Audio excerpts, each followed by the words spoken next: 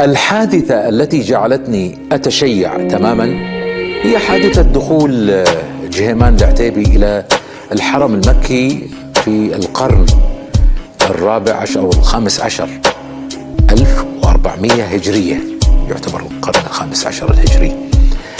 تماما أذكر التاريخ 1979. كانت صدمة، والصدمة الأكبر سمعنا أنه يدعي أن معه المهدي، فأنا كان عمري 14 سنة، يعني طفل تقريبا، أو أول يعني سن النضوج أو البلوغ. من هو المهدي؟ فقيل لي يعني من الناس اللي هذا رجل يطلع في آخر الزمان، يعني قبل يوم القيامة، ويصلي خلف المسيح.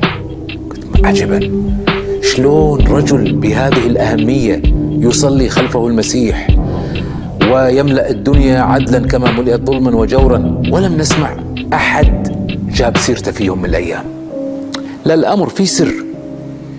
لذلك أنا بعد ذلك بدأت أبحث.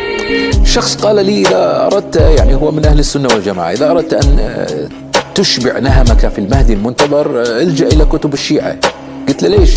قال لأنه هو الأمل للشيعة للخلاص من العذاب الذي هم فيه ومن الظلم وما لحق بهم.